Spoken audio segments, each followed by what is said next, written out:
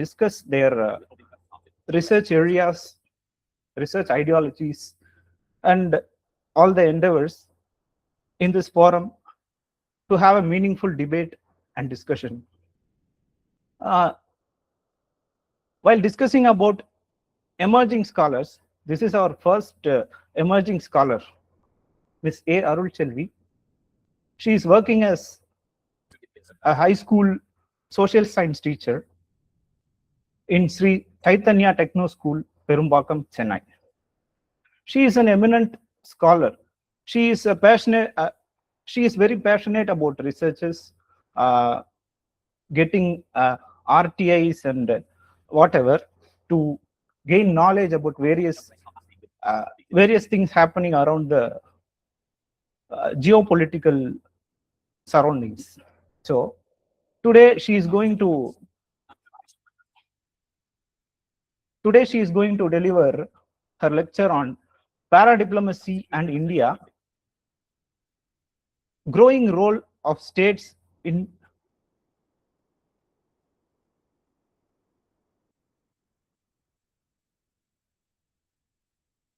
foreign policies.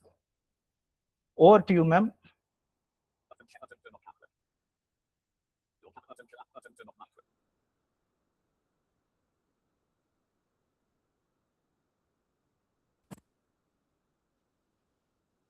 Arul Selvi?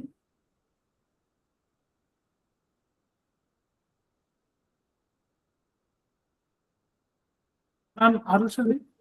Yes, hello. Am I audible now? Yeah, you are audible now. Go on. Okay. A very good evening to one and all present here. A very good evening to one and all present here. Thank you all for joining today's lecture. And I really appreciate Avinash sir for giving a wonderful introduction to me. I appreciate that. Before we start, I would like to thank everyone who have came together to create the initiative in building the Scholar Circulī. I really appreciate it. It is one of the most powerful initiative. And I'm looking forward to see this as a greater platform in the future. And I'm sure about it that one day I will surely see it as a greater platform. Is my video visible, Bala sir? Yes, ma'am. Okay, thank you. Actually, there was a moment when I actually thought once a student becomes a teacher, their journey stops there. But Bala and I actually made sure that it doesn't work that way. I was having a doubt whether I am eligible to actually present a paper or give a talk on a topic. And he told me confidently that yes, you are. And that actually I really appreciate that one. And this moment actually reminded me that me becoming a teacher isn't an end of learning. Academic never ends. The journey of academia never ends. It is a lifelong journey of knowledge and wisdom. So moving on to the session. Now I will be presenting my papers. If it is visible, just let me know. Is it visible? Yes, ma'am, it is visible. Thank you, sir. A very good evening to one and all again. So we are moving on to the chapter paper, the Paradiplomacy and India, the growing role of states' foreign policy. Why did I take this as a topic for the day? Because every time whenever we talk about international relation, everybody thinks about the world where the president, the prime minister, or the external affairs minister or some diplomats will meet behind the doors of the capital city. But today, I am going to talk about something beyond that. Because today we'll be learning into an aspect where the state in the sense, the subnation states, the provincial states, they play a vital role in international relations. They play a vital role in foreign policy, how they are independent, and them being independent doesn't affect the sovereign power of the union government. Now, I will move on to the slide. The first one is the agenda. I have actually divided my lecture into two halves. The first half is the foundation and evolution, and the second half is the case and implications.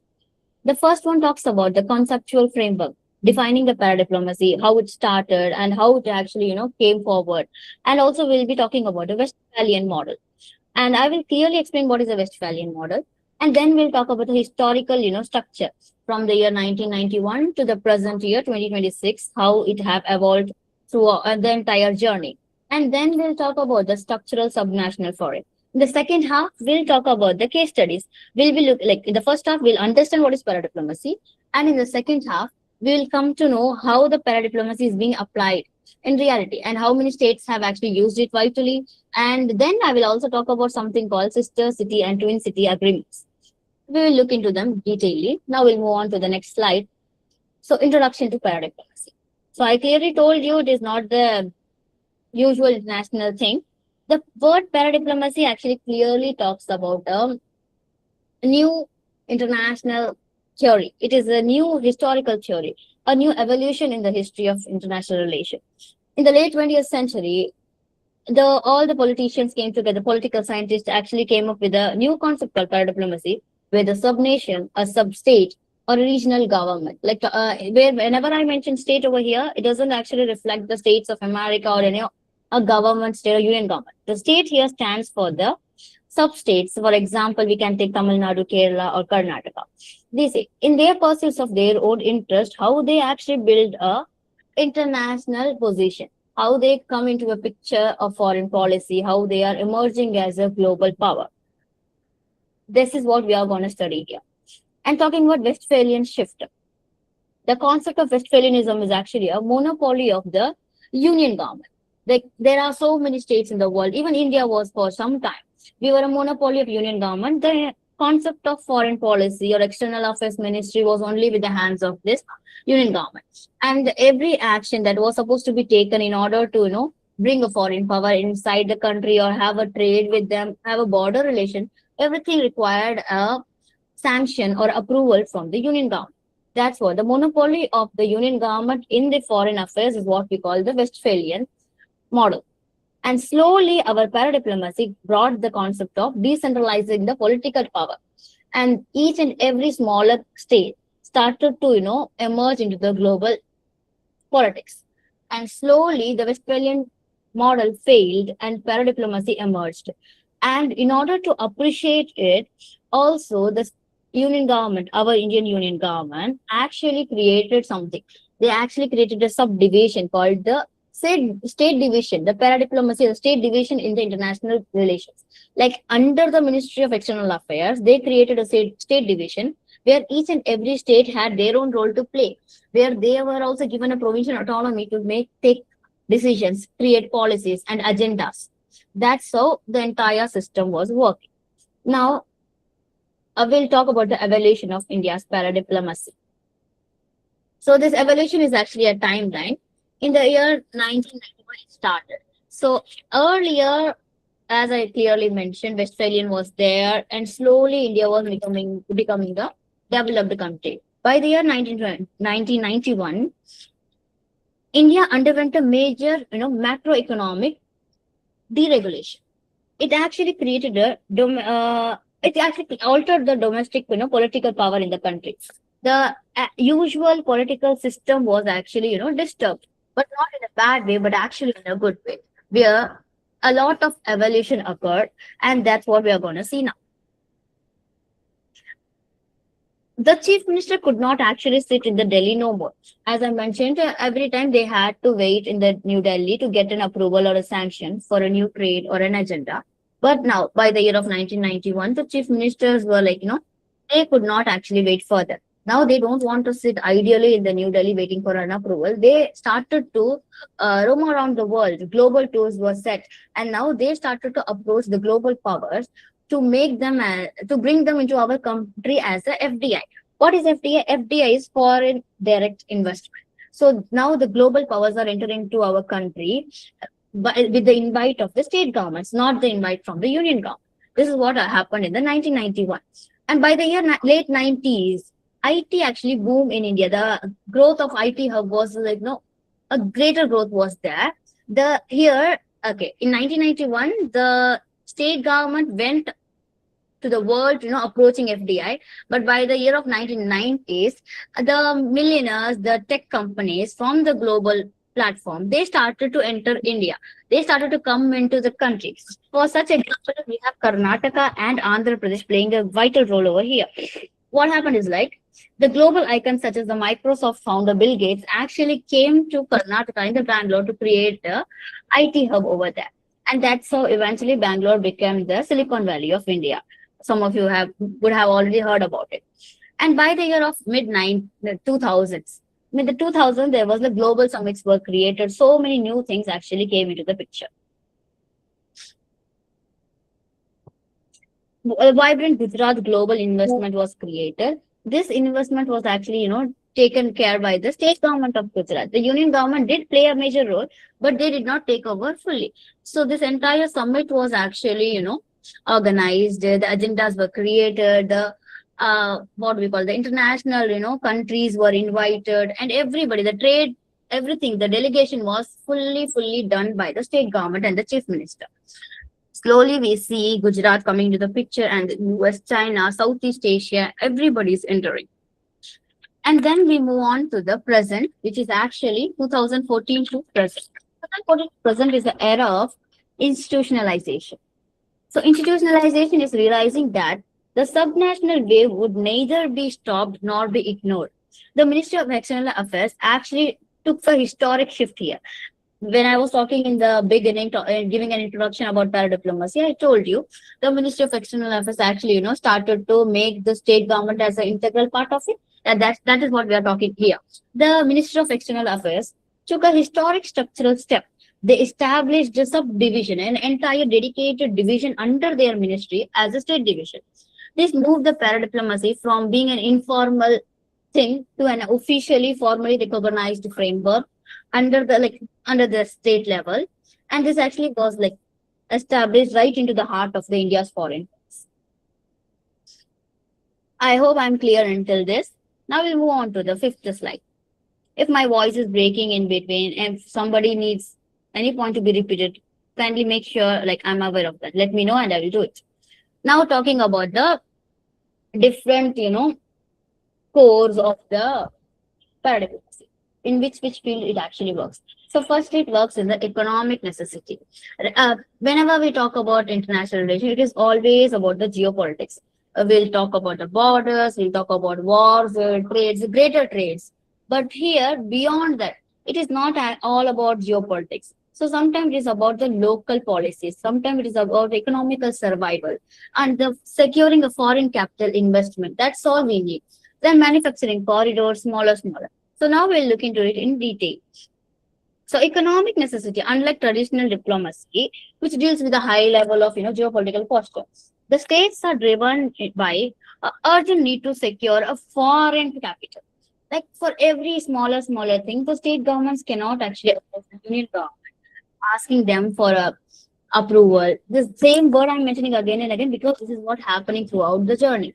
For all these years, the state governments have always been waiting for approval from the union government, and which is actually a lengthier process. So there are so many fields and sectors where the state governments were actually allowed, given a provincial autonomy to take their own actions. In this, we have built a physical manufacturing corridor to generate local empowerment. The local empowerment that actually boosted the individual states' entire economy. This was the economic necessity. Now we'll talk about the diaspora leverage. So India is a diverse country that we all know. We have people of all religion, language, and belonging to different cultures, traditional backgrounds, even sometimes historical backgrounds. There are so many states in our own country which has different history. Even though we say that commonality and collective identity brings nationalism, but India is a country which has diversity in each and every factor possible. And talking about the diaspora, worldwide the Indians are everywhere. You can find Indians everywhere throughout the world. But then this diaspora is not a uniform. It is highly localized. For example, the massive migration from Kerala is concentrated heavily in the Persian Gulf only. And then talking about Tamil Nadu, from history till today, most of the Tamil Nadu people actually reach out to the Southeast Asian countries. Let it be Malaysia, Singapore, all these countries only. The Tamilians actually reach out to. And then we have actually, not to forget to mention about Punjab. We have Punjab, most of the Punjab, like around 70 to 80% of the people of Punjab will reach out to Canada. Canada is also known as the Little Punjab because the population over there is most of the Indian Punjabis than the Canadian people actually. That's not the ideal statement, but that's how it actually is working in the present scenario. Then talking about the cooperative federalism. So yeah, this is actually me. I have created an assumption saying that the state government is always waiting for the approval from the central government, approval from the union government. We always need a sanction. But this doesn't actually pay a figure or a diagram or a image about the state government saying that they want to get decentralized. If though they are actually looking for a decentralization, but it's not fully eradicating the union power in the foreign policy. They want to work with the union government parallelly. So it is actually like a two parallel lines, traveling towards the same destination, which is actually the eventual development of the country. That's what we are talking here about. The cooperative federalism. The union government has realized that states can serve as a highly effective frontline diplomatic instruments. So it is not always about the diplomats in the union. It is not always about the external affairs minister. Most of the times, in most of the cases, it is the state government that actually plays a vital role. It is now a standard practice for the prime minister to invite a regional chief minister. So now they actually added the separate division for the state diaspora. Yes, the state division was separately introduced in the Ministry of External Affairs. And now the prime minister actually started to invite the chief ministers of the states to have a global summit. That's what happened in Gujarat, in Tamil Nadu. If you have actually followed the current affairs, we'll know clearly all these things were happening around in our country. And now the prime minister started inviting the chief ministers, leading specialized trade panels, and participate high professional bilateral overseas visits. So now the chief minister started to go for overseas visits, bilateral ones. Like even we have seen, our former chief minister, like for Tamil Nadu, talking about Stalin, he have been to several other nations for the international purpose, for paradiplomacy. All these were, smaller things that lead to an eventual development of the entire state. Moving on to the next slide. Now we'll talk about the case studies. So in this, the first case study is actually about West Bengal. We all know West Bengal shares a very crucial border with Bangladesh from the beginning of the history, as we all know. They always had clashes with them, yes. And all the clashes actually covered by the union government. That is one side. And talking about the cross-border neighborhood ties, they actually have a greater relationship with them in the regional areas. If you talk about the native, the villages, they have their own different kind of habits of living, different behavioralism, which we often miss out. So here they have actually created so many initiatives. In the textbooks, always we talk about West Bengal as a border diplomacy state only because of its unique position that I clearly mentioned. But then we have a regional stability and local trade in West Bengal. Rather than waiting for a federal cross-border treaties to tickle them the problems or solve the issue, West Bengal takes actually its own decisions. That's the uniqueness of West Bengal whenever we talk about paradiplomacy.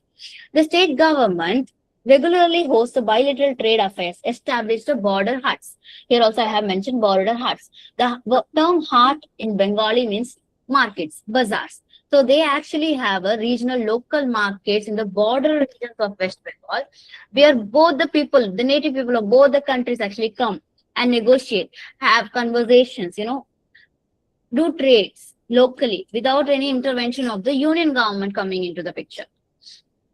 And then these local, border huts actually thrive the economy, builds a regional academic and cultural network. People get to know, people learn, and the state government has their provincial autonomy over here. What does this highly strategic? It creates a localized buffer of goodwill and economic interdependence that directly enforces and stabilizes New Delhi's in the neighborhood diplomatic objectives. So if we can ask, like, if the state governments are taking actions on the border issues, then won't that actually affect the union government's policies? It does. But to some extent, the state government actually makes sure that they are not trespassing the rules and the regulations of the union government. So no state government is actually going to trespass the rules. They're not going to make a new rule that is actually going to null and void the union government's declaration, right? So that's what is happening over here as well. Then moving on to the second case. Second case is Tamil Nadu's case. Okay, Tamil Nadu and diaspora tech. So the tech and industrial hub. Tamil Nadu actively projects itself as a global network industrial powerhouse. by being a partners with many, global software companies. Tamil Nadu actually have created a major advancement in the state by being a paradiplomatic state. I'll tell you how. It initiated direct partnership with the international economic zones like California in United States, and it had recruited manufacturing companies and automotive chains, the major company that creates so many products. And then it actually created a capital that is a venture capital partnership directly to its shores. Like Tamil Nadu become a global initiative. Now the global countries actually see Tamil Nadu and the Chennai as a greater place for investment. They themselves are willing to come and create and establish their companies over here. And that kind of an image was created only when the paradiplomacy provincial autonomy was given to the states. If not, then every other nation and every multinational companies would have approached the union government. But now, when the states have taken initiative, everybody is able to know or understand that each and every states have their own uniqueness and their own autonomy. With that, they are approaching them straight away. They don't have to wait for any approval from the union. Then, simultaneously, Tamil Nadu masterfully, leverages its massive historical establishment, a global Tamil diaspora. Tamilians have been throughout, like living all around the world throughout all these years, across Southeast Asia, Europe, North America. This diaspora connection is used to highly encourage a strategic twin city. So here comes the new term called twin city. So when a individual state government makes a relationship or a friendship or an international treaty with the other international country or a government, that's called paradiplomacy. But when a state government's one individual city has a relationship with another country's a smaller city or a capital city, when city and a city has a relationship, that's when we use the term called twin city relationship. This is also called as sister cities. So in this, we have the example of Chennai and Kuala Lumpur. Chennai and Kuala Lumpur are actually sister states or sister cities or twin cities. And I would like to mention this also, that one city or a state can have any number of sister cities. For example, Chennai is not the first or the second sister city of Kuala Lumpur, whereas it is the 16th sister city of Kuala Lumpur. So this way, Chennai is also sister city of other countries as well, other states as well. For example, we are also a part of, China. In China also, we have the sister city concept with Chennai. So we'll look into that in the next slide. So talking about the next slide, this is actually a press release of External Affairs Minister where they have published the agreement that established the sister city relationship between Chennai and, Chongqing of Republic of. So here they have clearly mentioned it was signed in the year 2015. The second slide we can see it was signed by the Chennai. See, the signature is done for Chennai, Republic of India. So it clearly states that the agreement is fully done by the state government with the, with the name of the national government. Of course, the state division of paradiplomacy come under the international relations, the external affairs minister only. So this way, Chennai is signing this agreement. The signature is done by the mayor of Chennai of 2016. So that's all. Also talking about these agreements, actually these city-state agreements or sister city agreements, they have the tenure of 5 years. Beyond 5 years, it doesn't go. And if any country wants to withdraw the agreement in between before the tenure ends, so what can be done means they can approach the other state, and then in cases where, like, imagine they plan to establish a greater flyover in Chennai and they have, invested in that. So if such thing have occurred, they cannot withdraw that particular project. They can withdraw the relationship, but that particular project will be, continued and will be completed by both of them working together only. So this way, only those projects that have been started will not be stopped in midway. But other projects that were supposed to be started and were ought to be created, they will be, stopped and the agreement will be cancelled.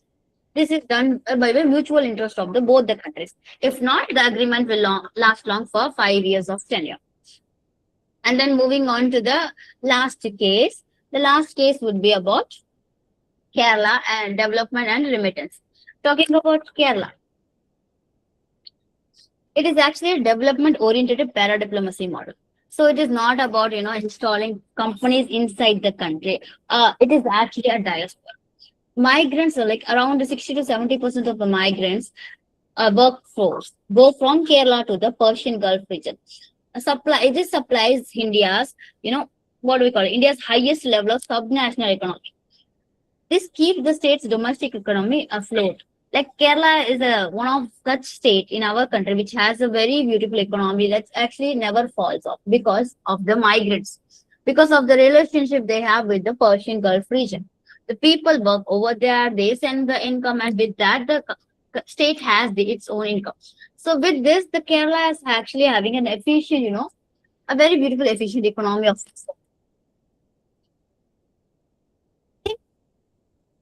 this migration, foreign employment, and international welfare frameworks are being created formally. So exclusively the national jurisdiction. Yet through the strategic targeted paradiplomacy, Kerala effectively shapes and influences these policies from the ground up. So each and every policy that are being signed between the Kerala and the Gulf and even European substates, all these are signed by the supervision of the Kerala's mayor or the Kerala's governor or Kerala's chief minister, not being influenced by the union government. That shows the beauty of paradiplomacy over here. Actually creates each and every state to have their own individuality. They have their own identity.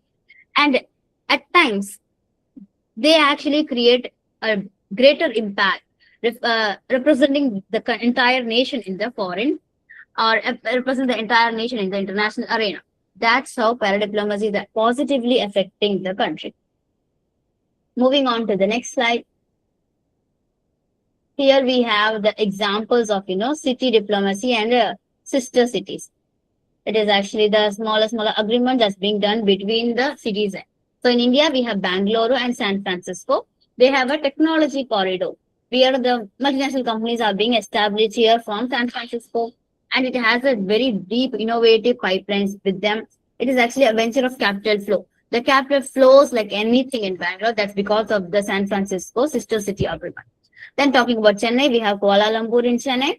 Chennai and Kuala Lumpur have a very good corridor, port corridor with them. They have maritime logistics also and historical linkages also that we all know, right? During the historical period, when the Britishers were there also, Indians, actually the Tamilians migrated from India, Tamil Nadu to, Myanmar, Vietnam, Laos, Cambodia, all these, and eventually they ended up reaching the Southeast Asian region. So historical cultural linkages are also there in the Southeast Asian region. The next one is Varanasi and Kathmandu. So what is Kathmandu? Kathmandu is the capital of Nepal. So we should also know that. And then we have our embassy over there.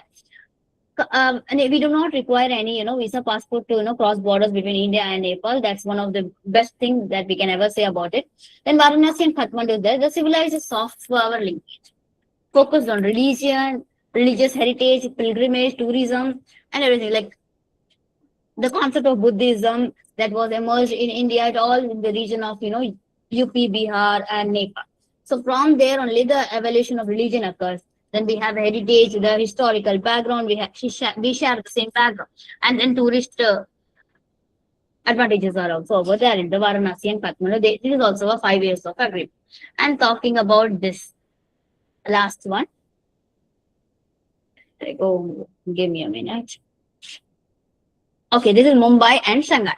The last one is Mumbai and Shanghai. It is a maritime and logistic corridor. Then what do we call about it as a trade and the treaty between them is actually plays a vital role in the maritime corridor, because we know we have Mumbai High, we have the port in Mumbai. So the financial hub pairing of focusing on megacity governance and urban zoning laws.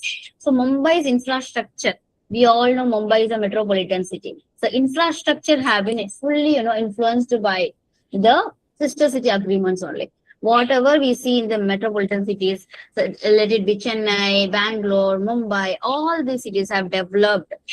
Like around 50% of their development have occurred due to the paradiplomacy that have been established in India, because the states and the state governments were able to take their own initiation when they wanted to bring the FDI inside the country. I've given a slide of, list of countries and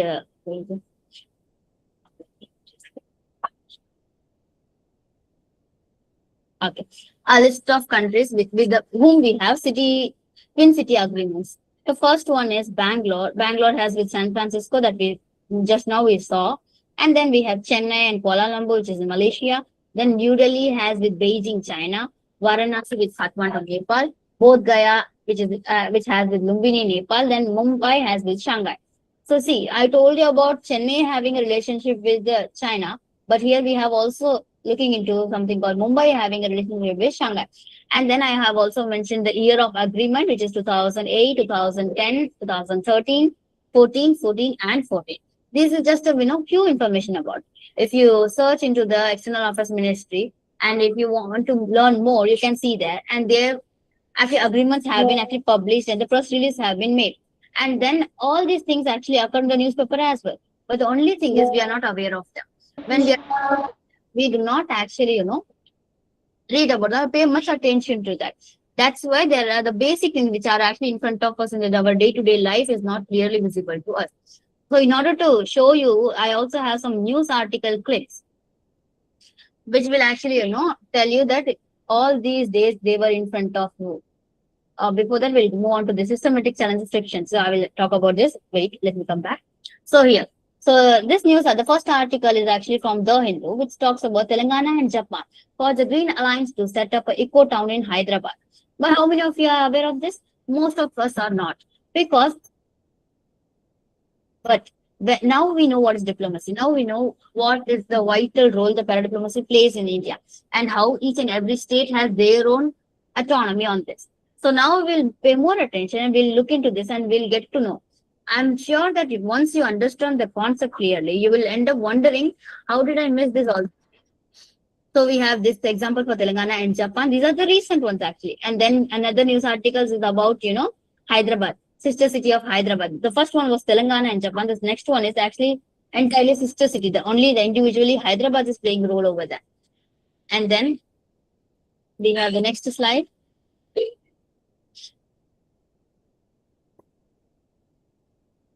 The next slide talks about another sister cities agreement, which have been done by Chennai. Chennai could not soon get another sister city. This is the sooner it is going to be get that kind of article, but it was published in the year 2019, and they eventually got it. So now we actually have a San Antonio with Chennai. So Chennai actually was about to get a sister state with South Africa, with a representative cooperative bid for culture and education and trade technology. Most of the colleges in our country, like state government colleges, actually have something called a youth exchange program. All these programs actually come under the sister city states only. We're talking about Chennai. We also have many colleges that send the students to abroad to another country for higher educations for one particular semester or two particular semesters. These concepts are actually established by the sister city agreements. And then we have Karnataka. The Karnataka calls for sister city corridor between Bangalore and San Francisco. About this only we study. And another initiative is there. Now they are actually fostering another innovation. They want to have an innovative and entrepreneurship and a trade innovation with San Francisco. They were already having it. So as I mentioned, it ends with 5 years of tenure. So after every 5 years, if you actually want to have another 5 years of tenure with them, then you have to actually make another agreement on it. So this way, each state actually creates an agreement. And then talking about Tamil Nadu and Chennai, we have a long-lasting agreements with the Southeast Asian countries. Treaties between us doesn't just end with 5 years. Every 5 years, we'll just bring up a new policy, new agreement. And alongside the previous policies and agreements will be, parallelly going on. So when project is being established, they will be, building the project until and until it is completed. That particular project will be working on it. They'll be working on it and it will be eventually completed. And then talking about this slide, the one I actually skipped in between because I wanted to show the news articles. So this slide is actually the concluding slide. Usually we can call it as a concluding slide. Yes. So here we're talking about the constitutional boundaries. Where's the slide? Oh, here's the slide. We'll be talking about the constitutional boundaries, like how the constitution and the provisions actually help the paradiplomacy. Some people might end up having this conclusion, saying that if the state government takes over, the union government might fall. They might not have much influence on it. But no. clearly, no, we have the constitutional provisions, we have the union list, state list, and concurrent list, where the provincial autonomy of each and every state government and the union government have clearly been established. Under that only, our state division of the foreign affairs is also being established. So there's no way possible that the state level independence or the agreement that are being based by the being created on the basis of paradiplomacy by one individual state with another country is going to affect the sovereign autonomy of the union government. So the sovereignty of the country is not being disturbed by the states, and the sovereignty of the country is not disturbed by the city agreements, or the sovereignty of the state and the union power is not being disturbed by any paradiplomacy or autonomy. This is a healthy relationship and a healthy evolution in the field of international relations.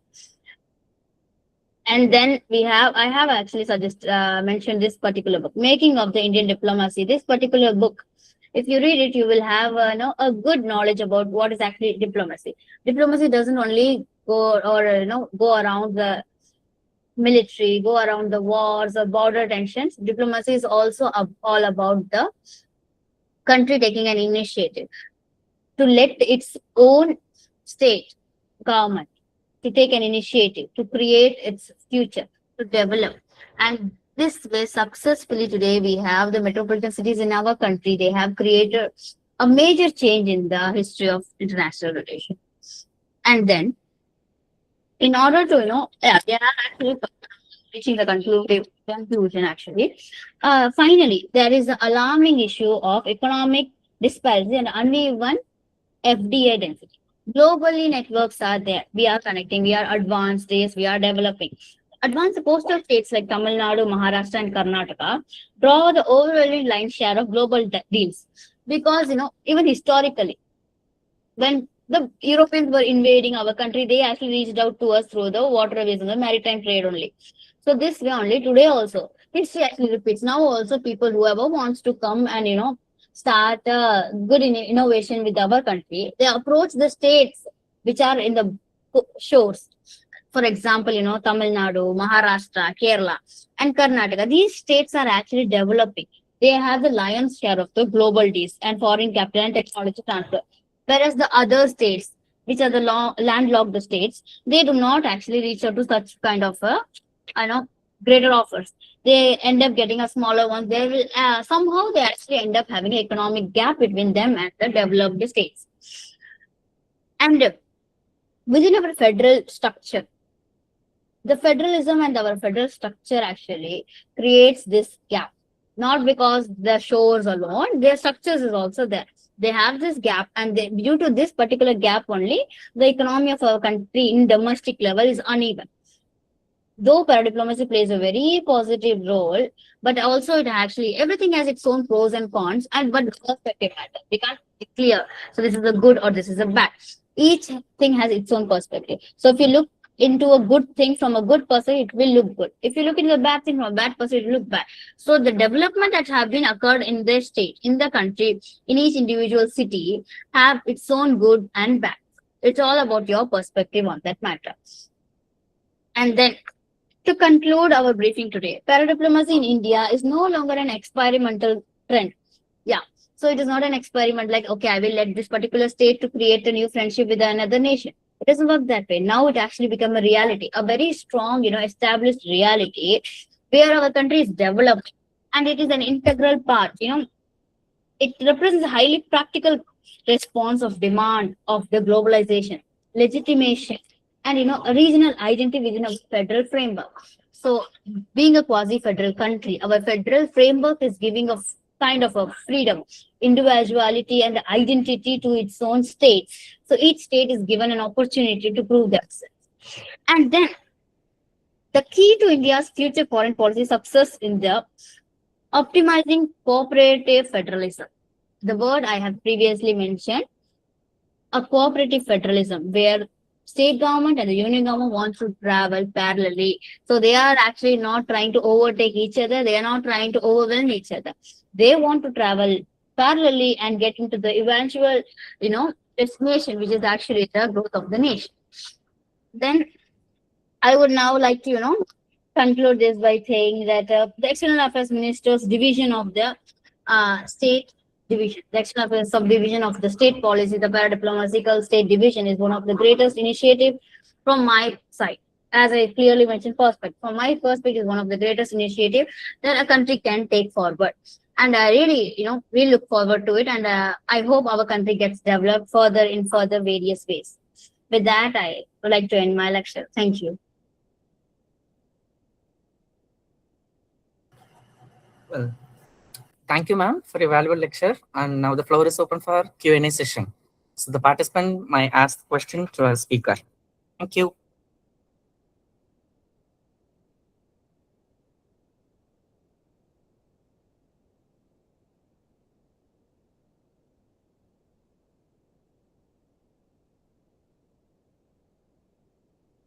Yes, please. Somebody whose name is Cactus-san. Yes, you may ask your question, sir.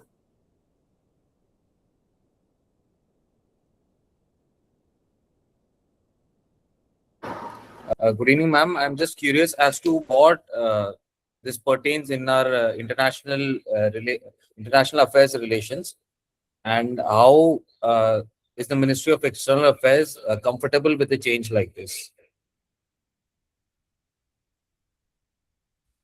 For the question.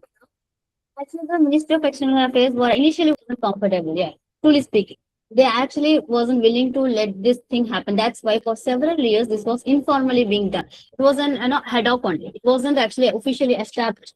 But later, when the evaluation occurred, when the government actually saw the growth, the diplomatic models were established.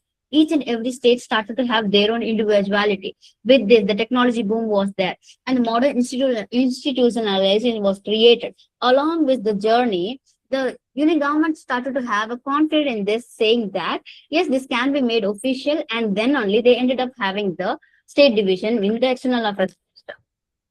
I hope I answered your question. Thank you, ma'am. Thank you, sir. Is there anyone?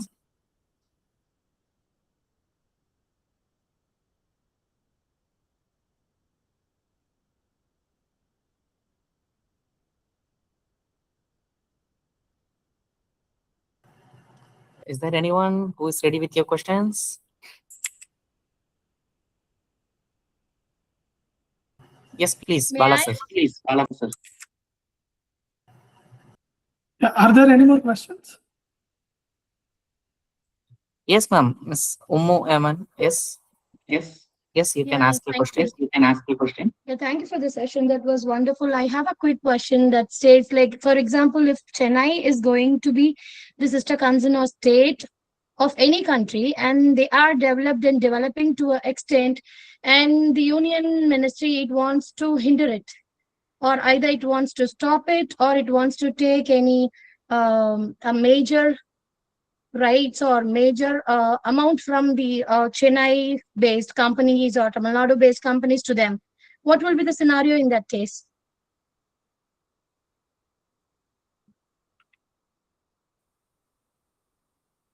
Yes, ma'am. Thank you for the question. Thank Yes, you for the this yes, this we can actually think. we can actually. Oh, yes, thank you. So the union government will not directly interfere over here, but in any cases, such cases, if in the future such cases come into existence, then we can say like this way, like at the end of the day, it is the union government, right? Even the concurrent list, if you take the concurrent list, union list is there, state list is there, the concurrent list is there, even though the state list is there, but at certain cases, if the union wants to take a decision, we actually eventually end up having the decision of the union government. So there are high chances that the union government will actually take action, and those actions will be appreciated by the state government. No state government actually have the provincial autonomy to actually directly oppose, saying that we want, appreciate this, or we won't be willing to share our revenue with you that way. Okay, thank you about that. And one more thing, like when you're answering this, I have this doubt arising right now, because we have so much political evolution happening here. What about the companies that signed up in the previous years and they are not able to continue with whatever it is happening right away in the country process? It is not like ethical, right? So Yes, it what is will not. happen? Yes, it is not. So I clearly mentioned, ma'am, when I was talking about could you please turn off your mic? Yes. So these agreements actually go for 5 years of tenure.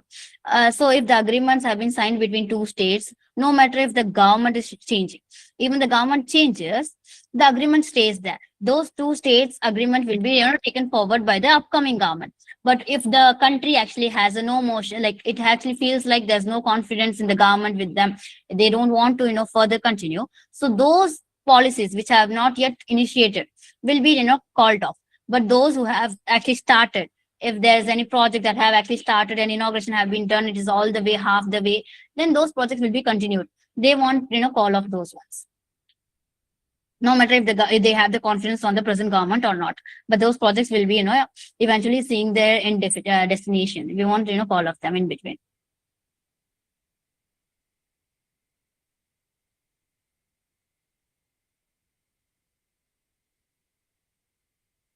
Yes, thank you, ma'am. Yes, ma'am. Ms. Ritika, you can ask your question. Good evening, ma'am. I have a question. How does para-diplomacy promote regional development?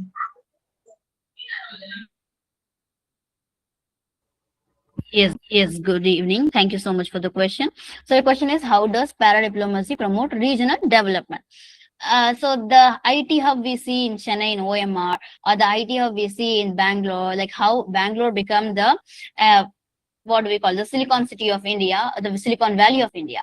All these are the actual evidences of the development that occurred due to the para-diplomacy. Yes, they are the best example for your question. Like how they actually reflect, this is how they actually reflect. This is how they're being done. And then all the international summits that have been, initiated by the chief ministers in our country, all these are being done by them. Okay, ma'am. Thank you, ma'am. Thank you. Thank you.